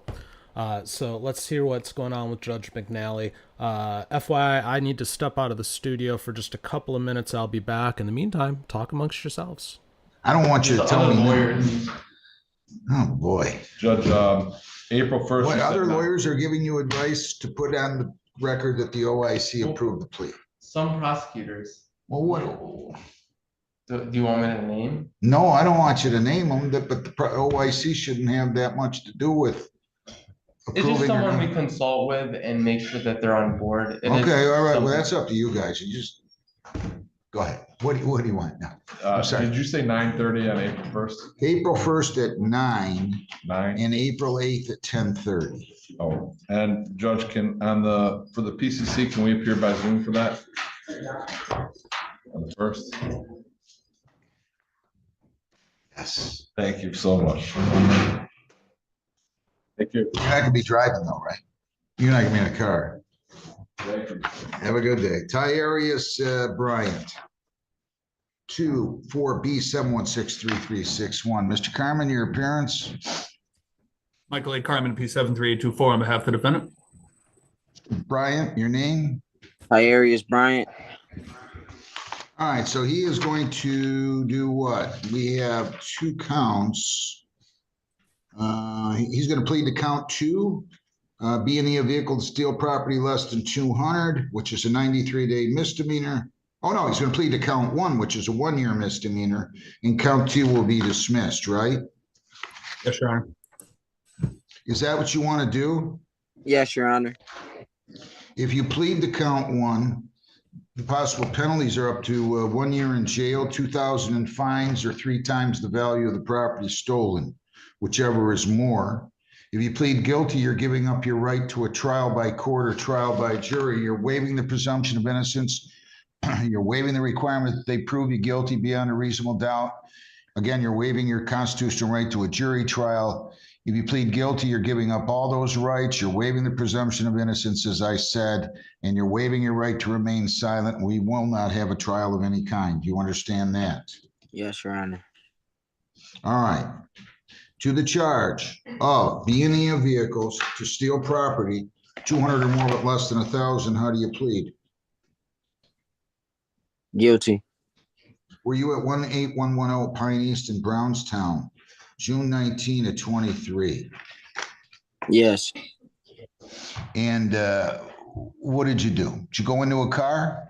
I went into a car and I took a pair of gym shoes, Your Honor. And do you stipulate that the value of those exceeded $200, Mr. Carmen? Yes. Stipulated. I'm sorry, I didn't hear you. So stipulated, Your Honor. And you didn't have permission to enter that vehicle or take those shoes, correct? Correct, Your Honor. Did you know the person who owned that car? No, Your Honor. All right, it was a Chevy Traverse. Is that true? Yes, Your Honor. Are you on probation or parole right now? No, Your Honor. Anybody force you to plead guilty? No, Your Honor. Okay, I'm gonna accept your guilty plea to count one. It's a 1-year misdemeanor, B&E to steal property 200 or more, but less than 1,000, breaking and entering a vehicle, 200 or more, but less than 1,000. Count two, less than $200, the 93-day misdemeanor is dismissed. You're gonna have to come over here. I'm gonna let you call probation and figure out when they're gonna have you come in and do a pre-sentence report. So I'm gonna order a pre-sentence report.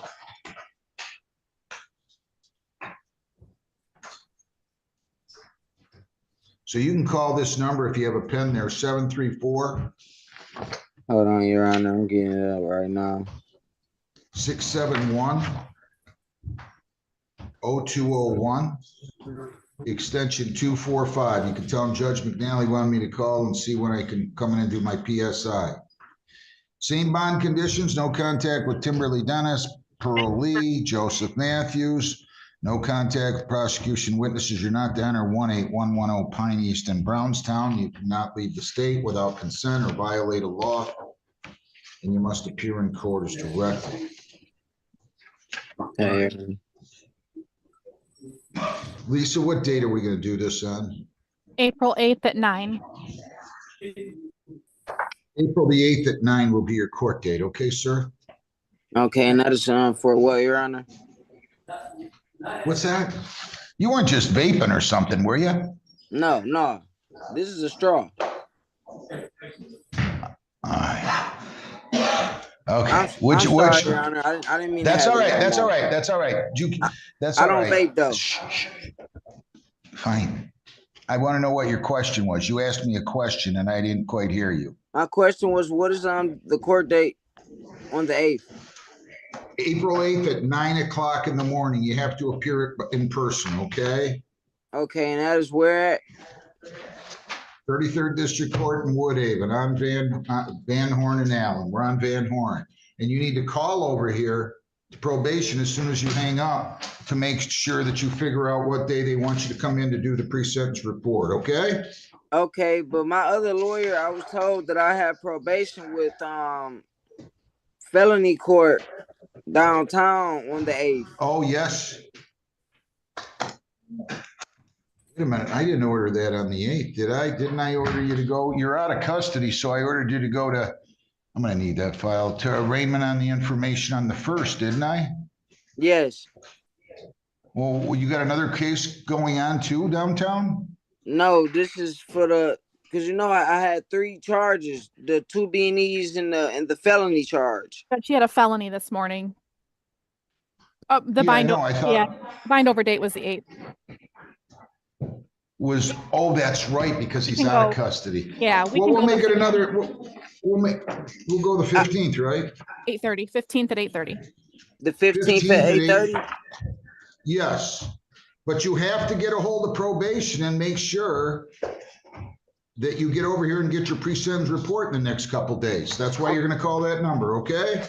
Okay, Your Honor. Best of luck to you. I wish you well. Thank you. Hold on, wait. One more thing, Your Honor. I don't want to be confused. So, do I have court on the 1st or the 8th or the 15th? I really don't know. On this case, the one I just called, you're coming back here on the 15th we gave him, right, Lisa? That's correct. The 15th at 8:30 on this case. On this case, you're going over to Detroit on April the 8th, and you're calling the court here and making sure you get over and get your pre-sentence report in the next couple days, okay? Okay. All right. Do we understand all that? Yes, Your Honor. You all have a nice day. You too. Good luck. Thank you. Thank you.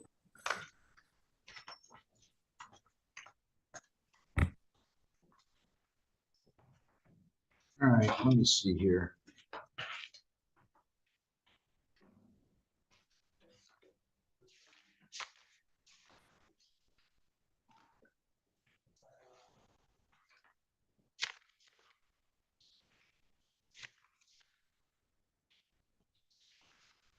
All right.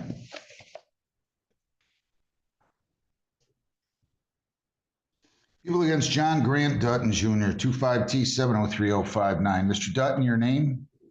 John Grant Dutton Jr. Ms. Carmen? Michael A. Carmen, P 73824 on behalf of the defendant, Your Honor. Who wrote this up?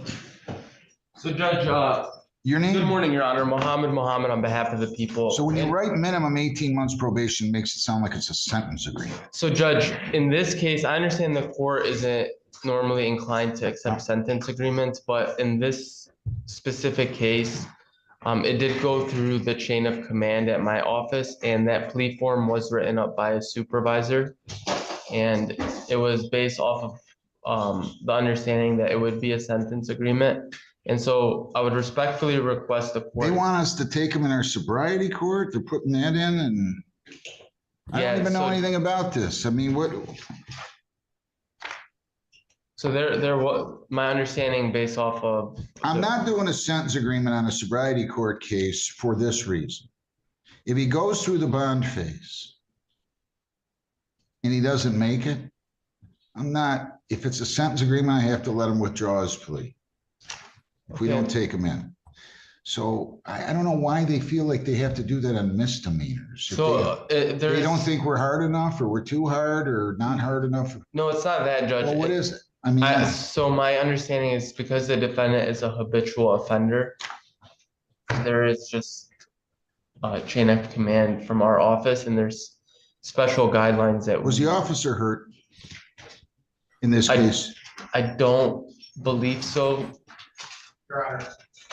Next, Sergeant Marchers. Come on up here. Sorry, Your Honor. You're fine.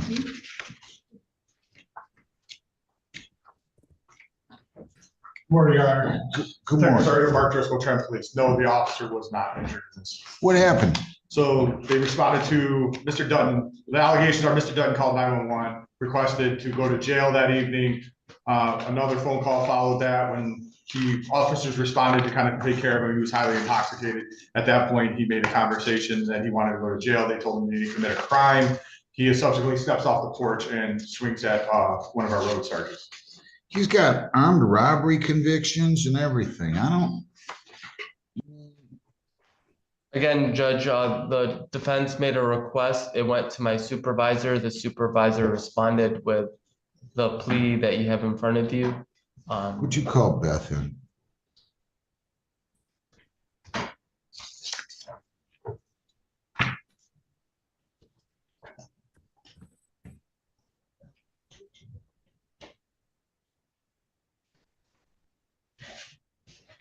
Violation of terms resulting in jail. I hate when they do that.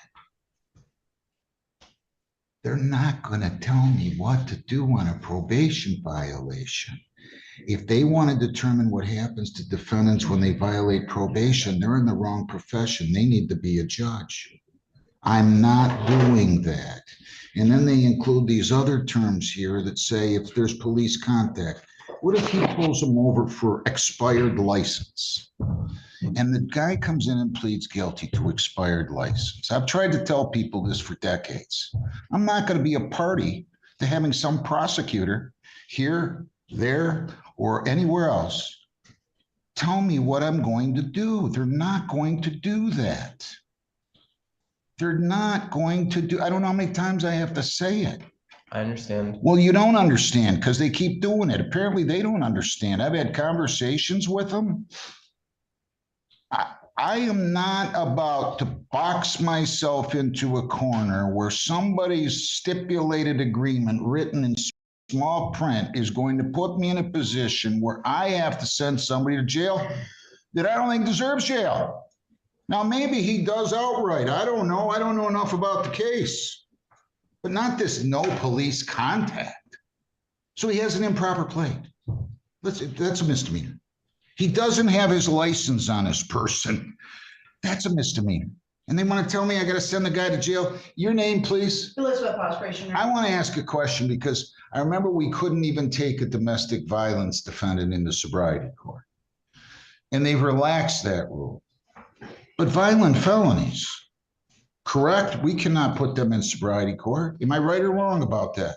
You are correct, Your Honor. They are actually leaving it up to the discretion of the judge. I'm not taking, Waiver from the so prosecutor. somebody should have known, I'm not taking armed robbery defendants into sobriety court. I'm not doing it. There's no charge of armed robbery here, Your Honor. He had an armed robbery conviction. Listen to me. 15 years I know ago. it was a long time. I don't care. He's got an assault with intent to rob while armed in 09. He's got a. Yeah, I felony should for, mention. you don't interrupt me. In 09, he's got an armed robbery conviction and felony firearm in 09. He's got a retail fraud in 24. He's got a 25 impaired. Now look.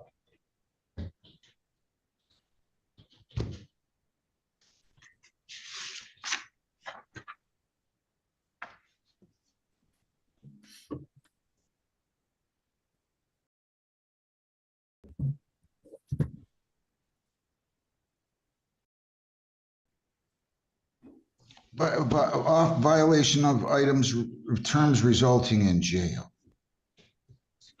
No, I'm not taking it. So You Judge, can go back and tell them again. They're not going to tell me what to do on a probation violation. I don't know what the probation violation is. If he beats up his mother, he's probably going to jail. If he's driving around without a valid license or doesn't have a license on his person or has an expired license, I'm not sending him to jail. I And understand. no amount of print that they're going to put in here is going to tell me to do it. I understand. Yeah, I know, We but can, it's frustrating when I tell people this 100 times. And I still keep getting them. They change prosecutors and I get the same plea agreements. You're all set. I don't know that I won't, but they're going to have to work on their terms. can we amend it and to committing no crimes instead? I'm not going to, I have told your office multiple times how I feel about this. I'm not getting into doing that now. You could take it back to them and tell them what I said. They're not going to tell me what to do in a probation violation. Ever. I understand. They're not. I mean, I've said to Mr. Bresnahan and others, do you tell circuit judges what they're going to do when there's a probation? I mean, does your plea agreement set forth what's going to happen in the event of a probation violation? I don't think so. And they're not going to hamstring me by saying sobriety court, but if he commits a crime, which can include, like I said, no ops, you have to send him to jail for the balance. That's what I was getting. This one doesn't specify how long. Look, I take this seriously. And when I get a stipulated plea agreement, I'm not going to say yes and then do something different. I'm not. So you guys can go back to the drawing table. If they feel that uncomfortable about this, then send him to circuit court. Your Honor, He can go, he can, hang on. Don't interrupt me, Mr. Carmen. He can go up to circuit court. They complete him to a 1-year misdemeanor there. And he can do all those things. They can put him on there. And if there's a circuit court judge that has no problem with it, God bless him. I got to go home and sleep. I'm not going to let people tell me what to do, period. And I've had this the last discussion I'm going to have with your office. Last one. Don't send me garbage telling me what I'm going to do on a probation violation again. I'm telling you. Go ahead and smile. It would be funny if I hadn't had to have this conversation at least 48 times. No, I understand. Okay, well, I know. I've had it with every prosecutor that's been in here since, in the last 15 years, it seems like, and they keep sending it back to me. So I'm adjourning this 1 week, and you guys are going to figure it out. And if it Your Honor, can I isn't please resolved, speak? I'm not taking it, Can I Mr. please speak? Carmen. No, I'm not taking it. I'm not having people tell me what to do. That's not their function. I was going to ask if we could just waive him and bind him over now in the case, and we'll. Whatever you guys want to Circuit do. course. You want to do it, do it. I could care less. I could care less. Is that what you want to do? Yes, please. Where's that file?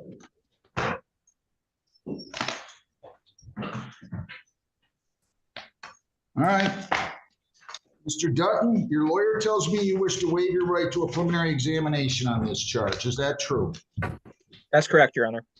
If you waive your right to an exam, you'll automatically be bound over for further proceedings to the Wayne County Circuit Court. Do you understand that? Yes, Your Honor. Is that how you wish to proceed? Yes, Your Honor. All right. So you understand by waiving your right to an exam, you're waiving the requirement that the people show that the crime was committed and that you were the one who automatically committed, you were the one who committed the crime, and you'll then be sent to Detroit, correct? Yes, Your Honor. All right, waivers accepted. You're bound over for further proceedings. You're out of custody. It was a $10,000 personal bond. April the 8th. April the 8th. I'm sorry, April the 8th. Where's the bind over certificate? You see it?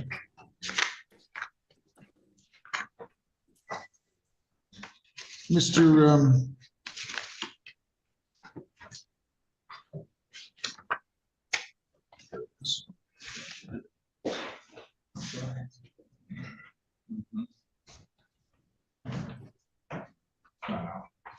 AOI date will be April the 8th.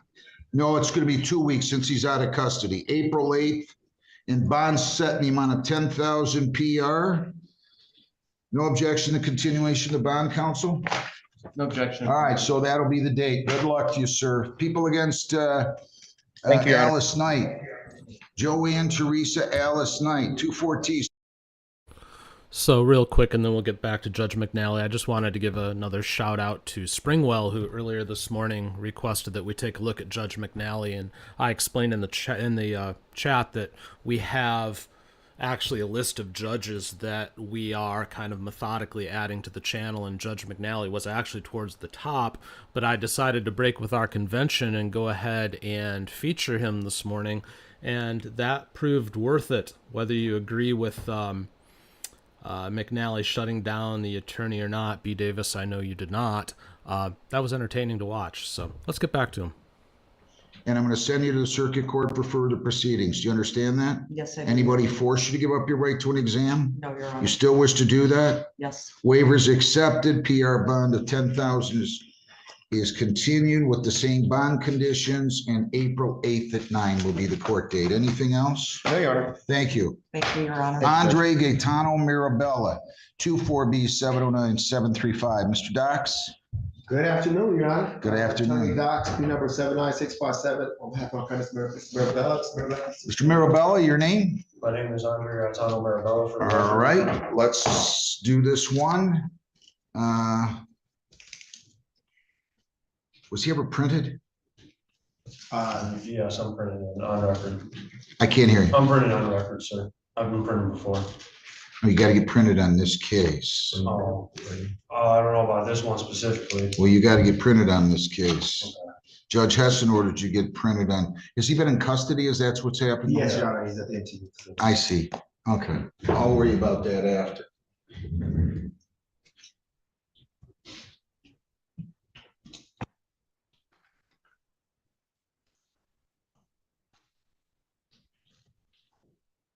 This is going to exam, right? Yes, Your Honor, my former client's right, it was a statutory right to, he's going to waive his exam. Oh, I'm sorry, my mistake. I'm sorry, counsel. I thought he was going to exam. You have the statutory right to a preliminary examination. Do you understand that? Yes, sir. At that examination, the people would have to show that the crimes were committed and the crime was committed, and you were the one who probably committed the crime. By waiving your right to an exam, you'll automatically be bound over for further proceedings to the Wayne County Circuit Court. Do you understand that? Yes, I do. You still wish to give up your right to an exam? Anybody force you to do that? No. I'll accept the waiver. Thank you, Your Honor. And we will send him, I'm going to need Brownstown. Sergeant Morrison, you guys aren't here on this case, are you? Yes. I got to get him printed. Okay, you're Sergeant up. Morrison, can you state your name? Sergeant Morrison, Brownstown Police. How can we get him printed? I've got some gentlemen here from the Michigan Department of Corrections that brought him over from where? Ionia. So I got to get him printed. Is there a way you can coordinate with them? Can you take them to Brownstown, let them print them first, gentlemen? Yes, Judge. That's Yep. what I'm gonna order happen. That's fine, Your Honor. Okay. All right, so you're gonna go over there and get printed. That's a condition of your bond, obviously, and I'm gonna give you a new day, counsel. It's gonna be April 1 Yes, Your Honor. at 9:00 a.m. And we'll go from there. Is there anything else, Mr. Dox? No, Your Honor. Thank you to you and your court. Thank you. Nice, Nice seeing you. nice tie there. Thank you, sir. Okay.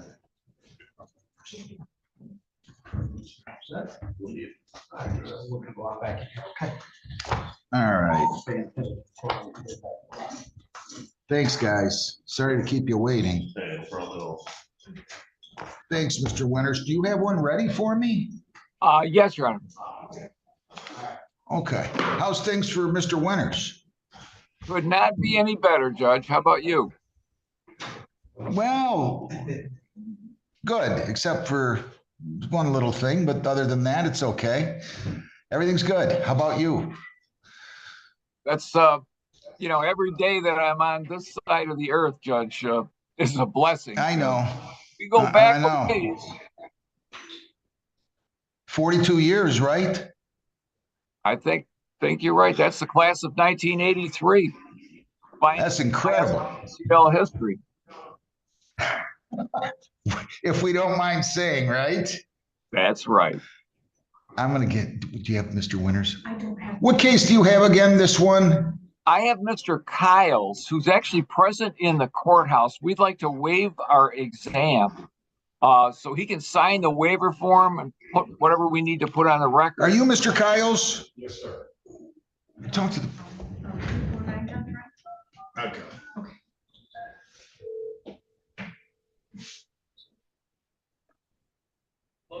hi, Mr. Winters is here and his client's in the courtroom and they want to waive the exam on Kyles. Judge, I believe my knock is on Kyles. I think it's EPK, correct? What's the charge on that? Failure to register. Oh, it's a sex offender registration case, Mr. Okay, I'll step in. I'll just show up and take a look. You got to bring in the file then, okay? Thanks. Sure.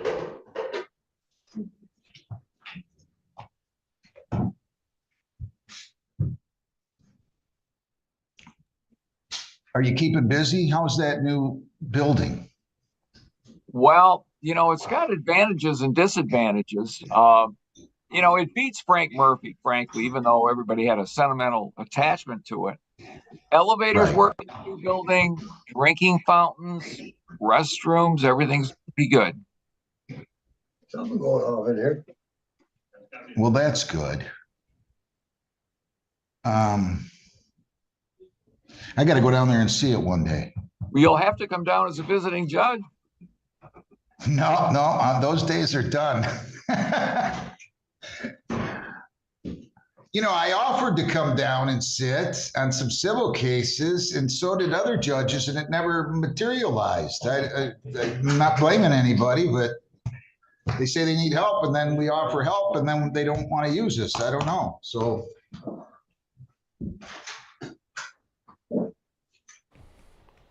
So real quick, I generally break around the 2-hour mark, which we're at right now, but I'm willing to go a little long today. So if you want me to go long, I'm gonna keep going for just a little while longer. All right, people against Mr. Kyles. This is Kyles. STIP form isn't written up yet, Judge. Okay. I'm gonna start anyway. He hasn't written up the STIP form. LaShawn Anthony Kyles, 24B72885. Are you Mr. Kyles? You can come on up. You can come on up here, sir. William Winters, Your Honor, P35975 on behalf of Mr. Kyles. Mr. Kyles, your name? LaShawn Anthony Kyles. All right, so your lawyer tells me you wish to waive your right to an exam. Is that true? Yes, sir. And you understand if you waive your right to an exam that you're going to be bound over on all these failure report, sex offender statutes. You got 9 counts, each of which is a 2-year high court misdemeanor. And you'll be bound over and you're waiving the requirement that the people show that those crimes were committed and that you were the one who probably committed the crimes. Do you understand that? Yes, sir. Is that how you wish to proceed, though? Yes, sir. All right. Anybody force you to give up your right to an exam? No. All right. I'm going to accept the waiver. I find the waiver has been made voluntarily and understandingly. The bond is continued to 15,000 PR, and I'm going to go ahead and set this for arraignment on the information. You're not in custody, so it's going to be April the 8th at 9 o'clock. And that will be in the Criminal Justice Center on the charges contained in the complaint. And I'm going to go ahead and continue the $15,000 bond. Prosecutor indicates on here he has no objection, so I'll continue that bond. And you're all set. Anything else, Mr. Winters? No, Your Honor. Thank you very much. Have a great day. Good to see you. Good luck, sir. Go down the hall and get your notice. Thank you. Thank you. Talk soon. Thanks. We're done? We're done. All right. Don't send me those anymore. All right, I will relay it to. It's not like, I understand your position. everybody does, but they keep sending them back here. Same language. I understand. Take care. Thank you. Okay, well, I was willing to go a little bit long because I was thoroughly entertained by Judge McNally this morning, but since he's gone to recess, it's probably a good time to just cut it for today. Appreciate everybody joining me today. It was a lot of fun to interact with everybody in the chats. Again, our live show is fairly new to this channel, and I appreciate all the support. If you could, on the way out, if you haven't already, consider smashing the like button. That really helps us. For tomorrow's show, in theory, Judge Fleischer will have a trial in his court, which is rare. If he makes it public, which I don't know if he will or not, and if it actually happens, so often these things tend to get called at the last minute, but if it happens, we will cover it, and I will go long tomorrow to try to cover the whole thing. We'll just have to wait and see if it shows up or not. But again, thanks so much for joining us. I do appreciate it. We'll be back tomorrow, 10 a.m. Eastern, 7 a.m. Pacific. Take care. Have a great Tuesday, and